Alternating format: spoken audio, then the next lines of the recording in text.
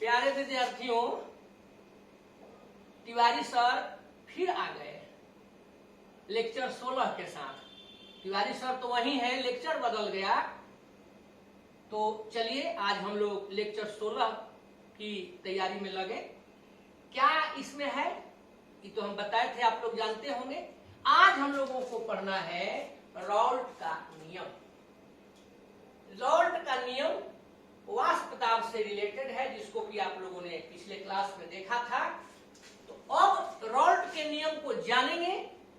इसके पहले हम लोग देखें, रॉल्ट लॉ से संबंधित है वाष्पशील द्रवों का वाष्पशील द्रवों के विलयन का कहिए,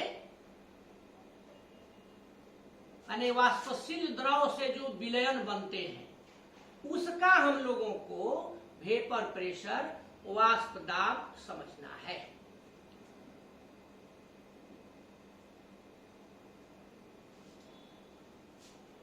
इसी को देखा जाए तो आप लोग अपना कलम कापी सब लेकर के तैयार हो जाइए। तिवारी सर भी तैयार हो गए हैं। चलिए वाष्पशील द्रव के विलयन को देखें। बच्चों, हम लोग पढ़े थे विलयन के प्रकार में शुरू में अवयवों के आधार पर वर्गीकरण में कि विलयन दो प्रकार के होते हैं। द्विअंगी विलयन, अंग्रेजी में कहे थे बाइनरी सॉल्यूशन, और बहुअंगी विलयन, पॉलिनरी सॉल्यूशन। वहां बताए थे कि द्विअंगी विलयन का मतलब हुआ कि जिसके दो अवयव हो, और बहुअंगी विलयन का मतलब हुआ कि जिसमें दो से अधिक अवयव हो। तो हम लोगों को ये भी बताए थे कि हम लोगों को द्विअंगी विलयन की ही जानकारी लेनी है। तो पहले चले यहाँ पर थोड़ा सा कंसेप्ट दे देते हैं, फिर आगे बढ़ते हैं। अगर आप विलयन लेते हैं तो चाहे किसी भी प्रकार के विलयन हो, उस विलयन के दो गो पार्ट होंगे। एक को आप कहते ही हैं विलायक, घोलक, सॉल्वेंट, और दूसरा को कहते हैं उबिलेय, घोल्य, सॉल्यूट। यहाँ दोनों ही बच्चों हम लोग क्या लिए हैं, वाष्पशील लिए हैं। तो देखिए यह भी वाष्पशील है, यह भी वाष्पशील है।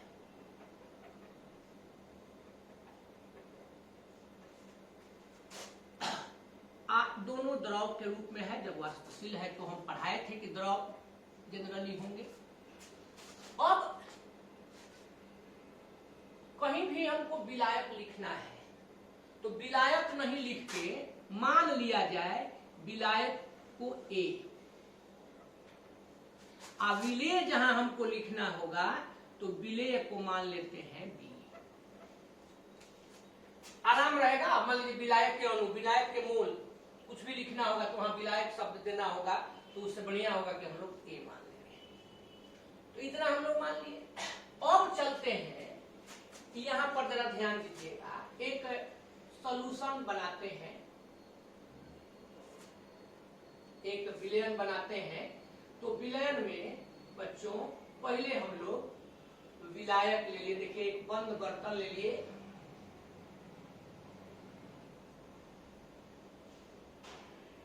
यहां पर, और इसमें हम लोग विलायक ले लिए, बंद बर्तन लेकर के। यहाँ पर विलायक के अणु को, विलायक को क्या कहे हैं, ए। तो यहाँ ए ऐसे कर दिया गया।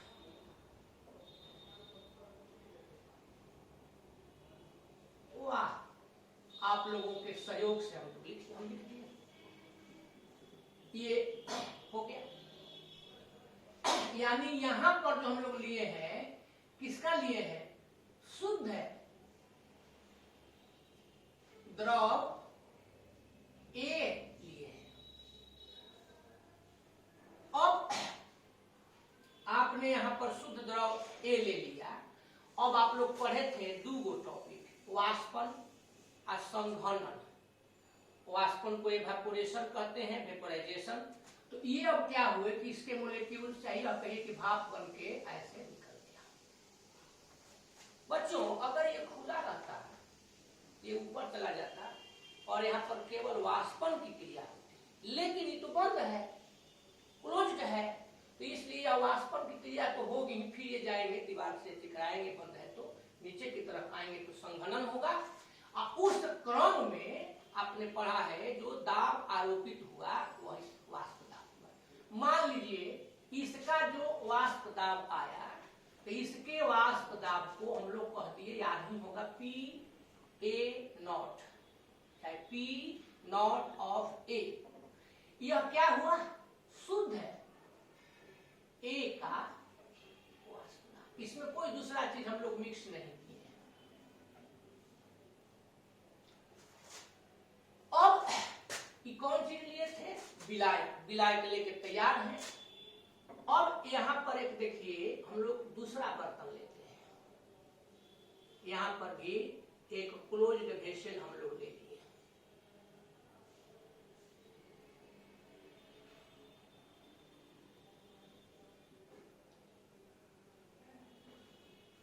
इसका जो सरफेस मोलेक्यूल होगा विलेय है, तो इसका सरफेस मोलेक्यूल देखिए बी, इसका सरफेस मोलेक्यूल क्या हो गया? B B B. यह क्या है?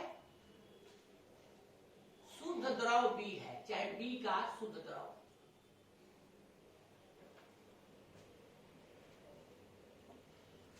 तो जैसे यहां पर हुआ सेम चीज यहां पर भी हो रहा है।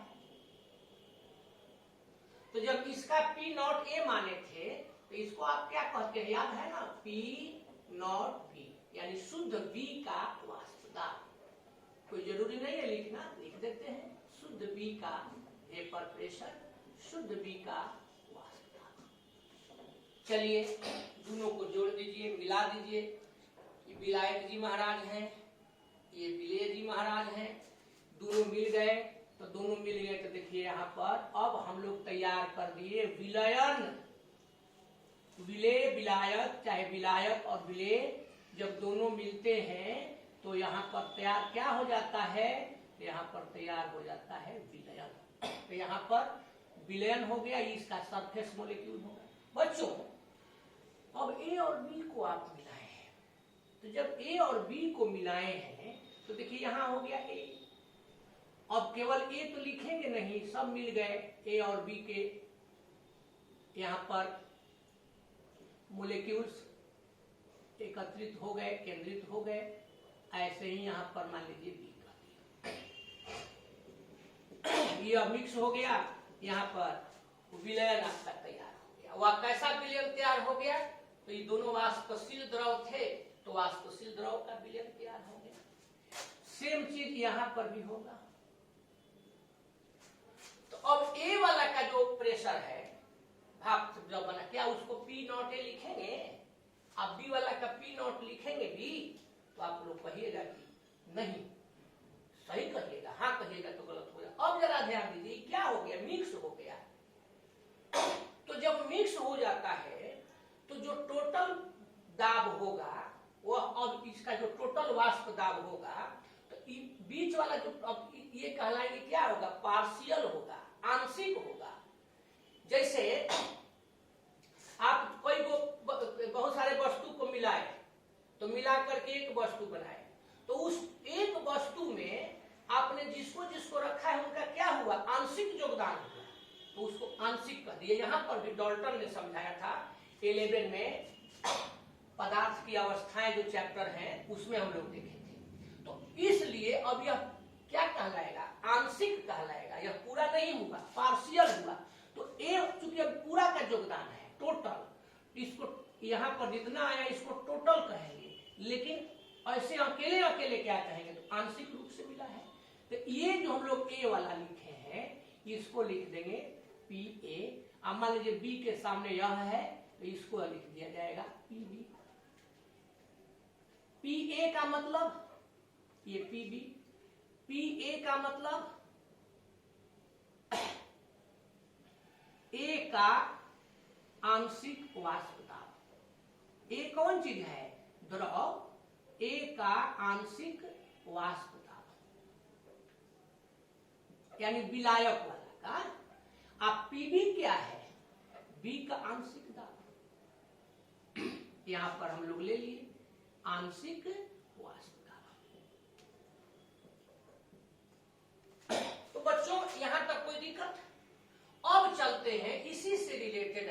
हमारे रॉल्ट साहब बताए थे कि यदि वाष्पशील द्रव का विलयन हम लोग लिए, जैसे यहाँ दो ठो वाष्पशील द्रव लिए, उसका विलयन बनाए, तो जो भी उसके अवयव हैं उन सभी अवयवों का अलग अलग आंशिक वाष्प दाब उसी अवयव के मोल अंश के चाहे मोल प्रभाग के समानुपाती होता है। यानी एक अवयव का आंशिक वाष्प दाब, जिसको आपने पीए कहा, इस ए अवयव के मोल प्रभाग के समानुपाती। बी अवयव का आंशिक वाष्प दाब पार्शियल वेपर प्रेशर बी अवयव के मूल प्रभाग चाहे मूल अंश के समानुपाती होगा। यही नियम है, ये रॉल्ट लॉ है, रॉल्ट का नियम है। लेकिन अभी हम समझा देते हैं, इसको फिर अलग से लिख देंगे। अब ये बताइए, जो हम लोग इसको लिखे हैं एक्स ए, इसको जेटा ए भी कहते हैं, जेटा बीटा जो कहते रहिए, एक्स ए लिखे हैं, ये कैसे निकलता है? याद है ना, किसी भी विलयन में उपस्थित जिस अवयव का जेटा निकालना हो, मोल प्रभाग निकालना हो, उसके मोल बटा कुल मोल। यहाँ इस विलयन के दो अवयव हैं, ए अवयव का मोल अंश निकाल रहे हैं, तो ए के मोल अब बटा टोटल में कितना आ जाएंगे, ए प्लस बी हो जाएंगे। देखिए मोल के संख्या को एन से कर दिए। ऐसे ही अगर इसको देते हैं तो इसको देते हैं, तो यहाँ N B by N A plus N, कोई दिक्कत? और एक चीज महत्वपूर्ण और यहाँ पर है, एक और यहाँ महत्वपूर्ण बात यह है कि अगर किसी विलयन के सभी कंपोनेंट्स के सभी अवयवों के मोल प्रभाज को जोड़ दिया जाए तो वह एक होता है। इसको भी हम लोग याद रखेंगे। रॉल्ट का नियम क्या है? तो आपसे पूछी जाए क्या है, तो बस यही है, ए का आंशिक वाष्प दाब ए के मोल अंश के समानुपाती, बी का आंशिक वाष्प दाब बी के मोल अंश के समानुपाती। यानी विलयन में, वाष्पशील विलयन में किसी भी अवयव का आंशिक वाष्प दाब उसके मोल अंश के समानुपाती होता है। तो यही रॉल्ट लॉ है। अब इसको थोड़ा सा हम लोग अलग से लिख देंगे। देखिए यहाँ पर आ गए रॉल्ट साहब, वाह, रॉल्ट जी का कमाल हम लोग देखें, फ्रांस के रसायन शास्त्री थे।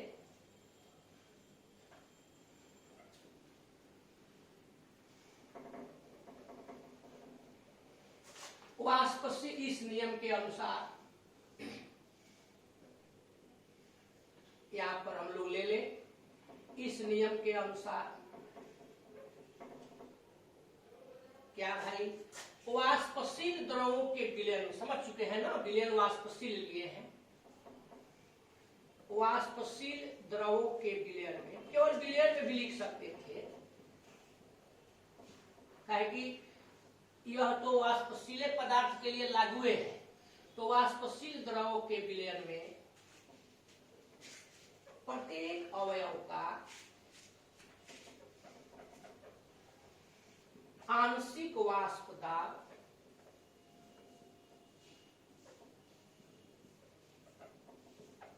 उस अवयव के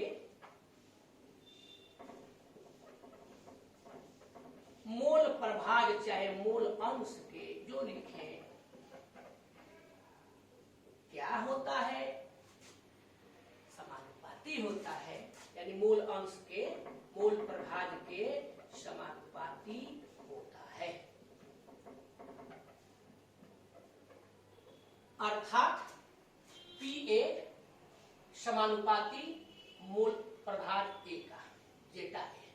अब ऐसा करते हैं कि इसको हम, ध्यान दीजिए, मिटाते हैं, और मिटा करके, तो मिटाएंगे तो यहीं लिखेंगे, इसलिए आप लोग तैयार रहिए। तो मिट जा मिट जा मिट जा हो मिट जा, देखिए मिटा रहे हैं। चलिए, मिट जाइए मिट जा, खत्म हो जा, वीर जवान तैयार है, मिट जाओ, सभी लिखा हुआ मिट जाओ, मिट गया। चलिए अब मिट गया तो हम लोग सेट कर जाए। क्या बोले थे? अर्थात बोले थे, तो अर्थात यहां पर कर दिए। पी ए प्रोपोर्शनल समानुपाती क्या कहे थे? एक्स। चलिए बढ़िए। तो जब आप बढ़िएगा तो देखिए यहां पर हो गया के एक्स। इसको हम लोग एक समीकरण मान लें। अब बच्चों मान लिया जाए कि विलयन में सिर्फ एक ही अवयव उपस्थित है। माना विलयन में सिर्फ एक ही अवयव उपस्थित है, अर्थात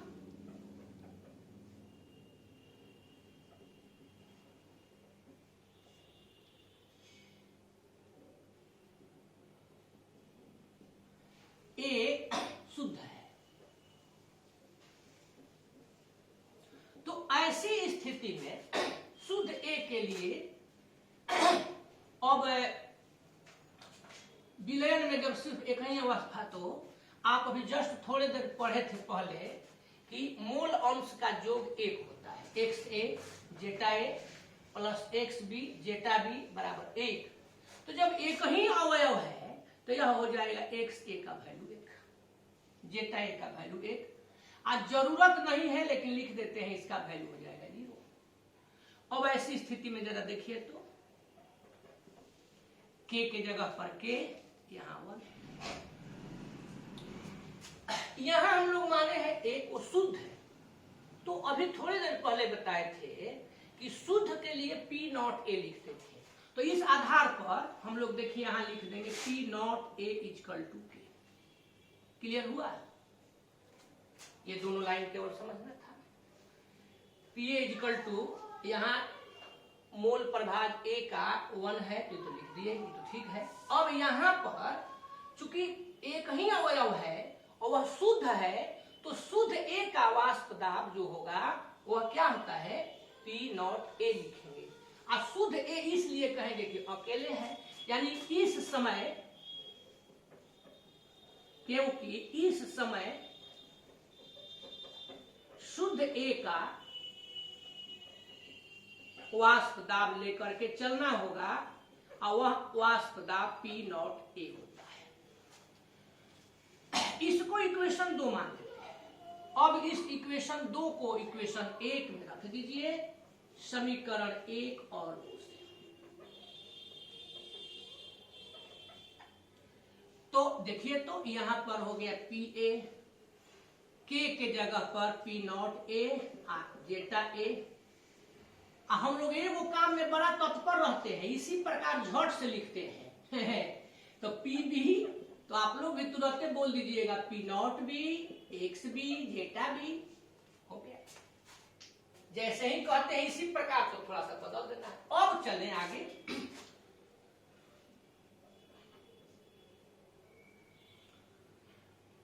अब हम लोगों को लेकर के चलना है टोटल वेपर प्रेशर, विलयन का कुल वाष्प दाब। ध्यान दीजिए, विलयन का यहां पर लिख दिया गया कुल वाष्प दाब, टोटल वेपर प्रेशर। तो कुल है तो टोटल अंग्रेजी में कहते हैं तो पी टोटल।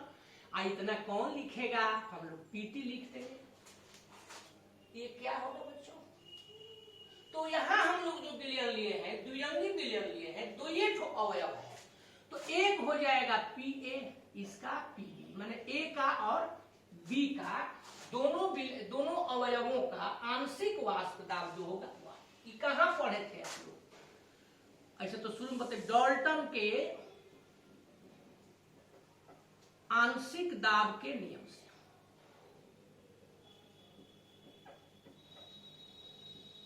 डाल्टन के आंशिक दाब के नियम के अनुसार। अब रखिए इसका मान। तो देखिए पीटी जी महाराज आ गए, पी ए यहां पर है, इसको थर्ड कर देते हैं, इसको फोर्थ कर देते हैं। तो पीटी तो देखिए पी ए के जगह पर P not A delta A P not B zeta B हो गया। और आप इसमें क्या करेंगे, इक्वेशन बना देंगे और क्या करेंगे। अभी यहां पर हम लोग अब दोनों अवयव को लेके चल रहे हैं, तो जब दोनों अवयव को लेते हैं तो अभी जस्ट पीछे लिखे थे जेटा ए plus Zeta B 1, Zeta A 1 minus zeta B 1 minus Zeta A. अब एक बार क्या करिए बच्चों कि इसको यहां रख करके इक्वेशन निकालिए, और दूसरी बार इस वैल्यू के लिए यह रख करके इक्वेशन निकालिए। तो अब देखिए इंप्लाइज दैट पीटी टी लिखो T T T P not A zeta A 1 minus zeta B plus P degree B P not B P B naught 1 minus, इसको नहीं करेंगे zeta B. Implies that P T equal to देखिए P not A 1 से हो गया minus P not B zeta B, पहले plus कर दिया जाए फिर माइनस कर दिया जाएगा। तो P T is equal to P not A तो रहेगा बाबा P not B zeta B minus P not A zeta A, zeta A कहां से, zeta B. P T is equal to P not A plus, कोई दिक्कत, इसको ऊपर लिख देते हैं, थोड़ा सा यहां चल देते हैं। देखिए तो P T P not A plus, अब इस दोनों में कॉमन आ गया जीटा बी महाराज कॉमन आ गए, तो P not be minus P not equation 6 हो गया। कहीं कोई कंफ्यूजन, पुनः कर देते हैं। देखिए पुनः पीटी जी को ला देते हैं, तो P A plus P B P not A zeta A P not B zeta B P not A zeta A P not B क्या करेंगे, क्या बोलता है 1 माइनस जेटा ए बोलता है। ये आपका हो गया देखिए P not A zeta A P not B 1 से कर दिए मल्टीप्लाई माइनस ये दोनों का P not B into zeta A. अब क्या करिएगा, इसको इधर लाइए, पहले एक साइड इसको अलग कर दीजिए, अलग टाइप का है, plus zeta A P not B बेचारा जेटा ए। तो यहां पर भी देखिए हो गया पी टोटल चाहे पी टी पी कुल जो लिखे P not B common is zeta A P not A minus P not B, equation number 7 यही हो गया रॉल्ट्स लॉ। अब ध्यान दीजिए रॉल्ट लॉ के बाद अगर इसको आगे बढ़ाएंगे एक मिनट, एग्जाम में अगर आपसे पूछता है कि रॉल्ट लॉ को लिखें, इसको समझाएं, तो कहां तक चलिए, बहुत ज्यादा आगे जाने की जरूरत नहीं है, इक्वेशन 5 तक लिख दीजिए तो हो जाएगा, टोटल लिख सकते हैं, तो कोई दिक्कत। अब हम लोग देखे थे, देख लिए रॉल्ट लॉ। आप लोग ना दिमाग पर जोर डालिए, रॉल्ट लॉ के पहले क्या पढ़े थे, हेनरी लॉ पढ़िएगा, जानते हैं। तो अब दोनों में देखना है, जो रॉल्ट का नियम है वह हेनरी के नियम की एक विशेष स्थिति है। तो हम लोग देखेंगे कि रॉल्ट लॉ हेनरी के नियम का एक विशेष स्थिति कैसे है, तो इसको देखें, लेकिन फिलहाल इसको आप तैयार कर लीजिए तब चलते हैं। तो अब रॉल्ट साहब के हम लोग नियम को देख लिए, और अभी हम दोनों के लिए कंपैरिजन बोले थे करने के लिए। तो देखिए राउल्ट का नियम, राउल्ट का नियम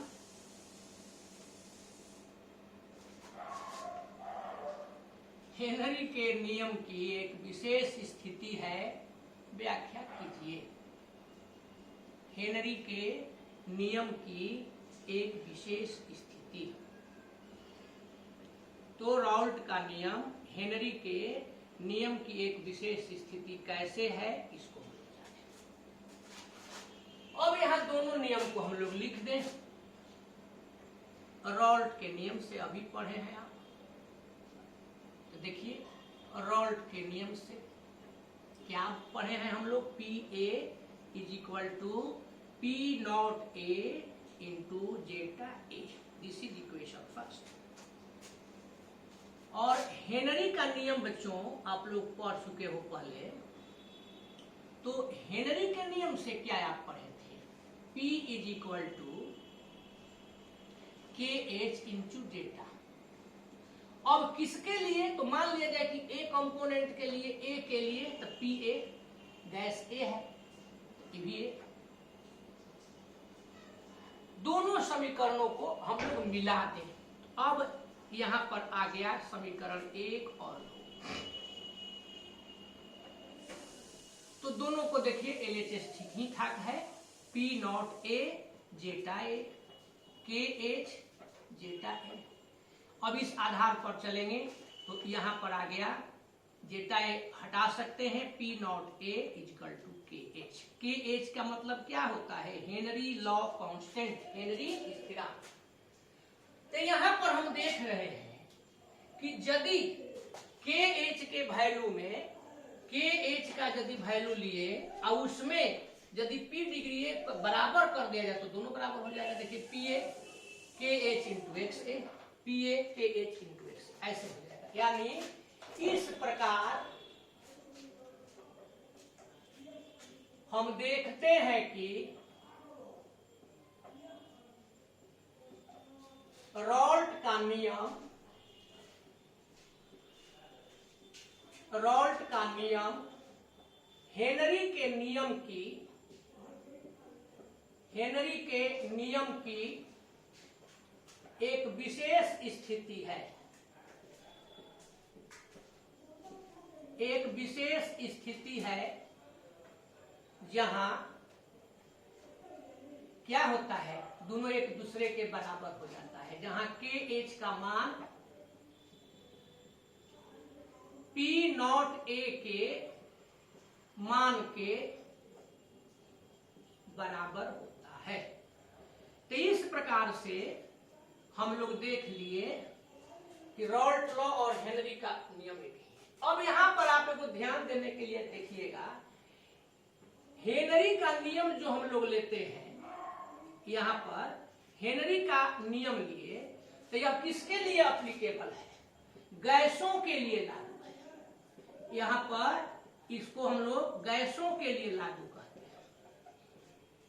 और रॉल्ट्स का जो नियम अभी आप देखें, राउल्ट का जो नियम देखे, तो यह राउल्ट का नियम किसके लिए है, वाष्पशील द्रवों के लिए। यही हम लोग देखे, यह वाष्पशील द्रवों के लिए लागू होता है। बस, तो हेनरी का नियम में याद है ना, विलेयता से संबंधित था, किसी गैस को विलेयता कराते थे, जल में विलेयता, इस तरह से। राउल्ट का नियम इसके लिए। तो हम लोग दोनों देख लिए, राउल्ट का नियम, हेनरी का नियम, दोनों कंप्लीट। अब इसका तो न्यूमेरिकल महाराज साफ हो गए थे, इसका देखना है। तो जब आप इसको कंप्लीट कर लिए तो ठीक है। अब एक बात अपने से कंप्लीट कीजिए और नेक्स्ट क्लास में न्यूमेरिकल के लिए आप तैयार रहिए। न्यूमेरिकल हम लोग बनाएंगे रॉल्ट के नियम का। तो चलिए इसको खूब बढ़िया से तैयार करके अपने समय पर, अपने समय का मतलब एकदम जिस दिन वीडियो अपलोड करें उसी दिन तत्काल आप ये दिमाग में रखिए कि सबसे पहले हम देखें, आप कंप्लीट करें, आगे बढ़ा जाए। धन्यवाद।